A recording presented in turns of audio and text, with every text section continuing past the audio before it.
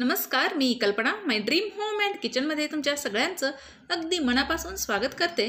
तर आज आपण रक्षाबंधन स्पेशल माव्याच्या किंवा खव्याच्या चवीच्या ओल्या नारळाच्या वड्या तयार करणार आहोत किंवा इथं ओल्या नारळाची बर्फी तयार करणार आहोत। तर ही बर्फी आहे ती व्यवस्थित सेट होत नाही, तर त्यासाठी आपण इथं एक ट्रिक वापरलेली आहे आणि अगदी 10 मिनिटात या वड्या आहेत त्या करून तयार होतात।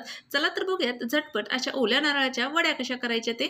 वड्या तयार करण्यासाठी इथं मी एक नारळ आहे तो फोडून घेतलेला आहे आणि त्यातलं खोबरं काढून त्याच्या मागचा जो काळा भाग असतो तो काढून इथं हे खोबरं आहे ते खिसून घेतलेलं आहे। याच्याऐवजी तुम्ही हे खोबरं आहे ते मिक्सरमधून बारीक करून घेतलं तरी चालेल। यानंतर वड्या तयार करण्यासाठी मी 2 वाट्या एवढं आपण खोबरं खिसलेलं आहे त्याचा खीस घेतलेला आहे। वड्या करताना हे जे माप आहे ते आपल्याला अगदी परफेक्ट घ्यायचं आहे। इथं 2 वाट्या खोबरं आहे ते मी पहिल्यांदा एका बाउलमध्ये घेतलेलं आहे, ते आपण बाजूला ठेवून घेणार आहोत। 2 वाटी एवढं मी इथं खोबऱ्याचा खीस घेतलेला आहे, त्यासाठी इथं पाव वाटी एवढी साखर घेतलेली आहे आणि 5 ते 6 वेलची घेतलेल्या आहेत। आता ही वेलची आणि साखर आहे ते आपल्याला मिक्सरच्या भांड्यामध्ये बारीक करून घ्यायचं आहे। इथं साखर आहे ती मी अगदी पावडर करून घेतलेली आहे, तुम्ही बघा।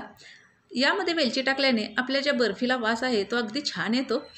इकडं कढई आहे ती गरम झालेली आहे आणि त्यामध्ये मी पाव चमचा एवढं तूप टाकून घेतलेलं आहे। त्यातच आपण घेतलेला खोबऱ्याचा खीस टाकून घेतलेला आहे आणि मध्यम ते लहान आचेवर आपल्याला हे खोबरं आहे ते अगदी 2 मिनिटापर्यंत परतून घ्यायचं आहे। इथे तुम्ही बघा खोबऱ्यातलं बऱ्यापैकी पाणी इथं मी कमी करून घेतलेलं आहे। आता यानंतर यामध्ये मी टाकून घेणार आहे साखर। इथं साखरेचं प्रमाण तुम्ही तुमच्या आवडीनुसार किंवा तुमच्या गोडीनुसार कमी जास्त करू शकता।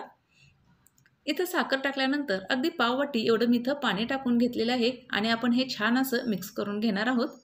यानंतर मध्यम ते मोठ्या आचेवर हे जी आपली बर्फी आहे ती आपल्याला छान अशी साखरेमध्ये मिक्स करून घ्यायची आहे। इथं साखरेमध्ये ज्या वेळेला आपण हा ओल्या नारळाचा खीस मिक्स करतो त्यावेळेला साखरेमुळं थोडंसं पाणी सुटलं जातं, पण इथं तुम्ही बघा साखरेला पाणी सुटल्यानंतर आपल्याला हे अगदी 2 मिनिटापर्यंत शिजवून घ्यायचं आहे, म्हणजे हा जो नारळाचा खीस आहे तो छान असा शिजला जातो।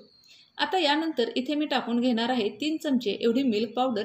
इथं मिल्क पावडर आहे ती ऑप्शनल आहे, पण मिल्क पावडर जर तुम्ही इथं वापरली तर आपल्या बर्फीला अगदी खव्याची किंवा माव्याची बर्फी असल्यासारखी चव येते, त्यामुळं आपल्याला इथं ही मिल्क पावडर आहे ती वापरायची आहे। याच्याऐवजी थोडासा तुम्ही इथं खोया वापरला तरी चालेल। इथे तुम्ही बघा 5 ते 6 मिनिटानंतर मी परत ही बर्फी आहे ती छान अशी मिक्स करून घेतलेली आहे आणि इथे बर्फीचा रंग आहे तो मिल्क पावडर टाकल्यानंतर थोडासा बदललेला आहे। एक 9 ते 10 मिनिटानंतर तुम्ही इथे बघा आपलं हे मिश्रण आहे ते छान असं शिजलेलं आहे आणि इथे तुम्ही बघा सेट होण्यासाठीही छान असं तयार झालेलं आहे। हे मिश्रण ज्या वेळेला आपण एकत्रित करतोय तर त्यावेळेला या वडीच्या मिश्रणाचा छान असा गोळाही तयार होतोय आणि तुम्ही इथे बघा मिश्रणाने कढई सोडलेली आहे, म्हणजे इथं आपलं हे मिश्रण आहे ते सेट होण्यासाठी तयार झालेलं आहे।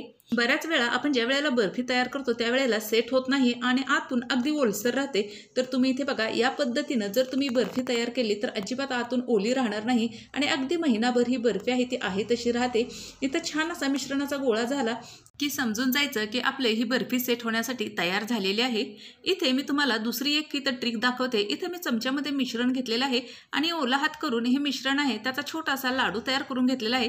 तर तुम्ही बघा इथं लाडू आहे तो अगदी छान असा वळला गेलेला आहे, म्हणजेच समजून जायचं की इथं आपली बर्फी आहे ती सेट होण्यासाठी तयार झालेली आहे। यापेक्षा जास्त जर तुम्ही इथं ही बर्फी आहे ती शिजवून घेतली तर मात्र बर्फी आहे ती कडक होते, त्यामुळे या स्टेजला आपल्याला गॅस बंद करायचा आहे आणि बर्फी आहे ती सेट होण्यासाठी घ्यायची आहे।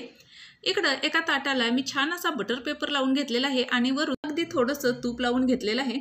इथे तुम्ही बघा चारी बाजूनी मी छान असं तूप लावून घेतल्यानंतर यावर आपल्याला तयार केलेलं वडीचं किंवा आपल्या बर्फीचं मिश्रण आहे ते टाकून घ्यायचं आहे आणि इथं हे मिश्रण आहे ते अगदी गरम आहे, त्यामुळं इथं आपण एखाद्या स्पॅच्युलाच्या साह्याने किंवा एखाद्या इथं वाटीच्या साह्याने तुम्ही हे मिश्रण आहे ते छान असं थापून घ्यायचं आहे।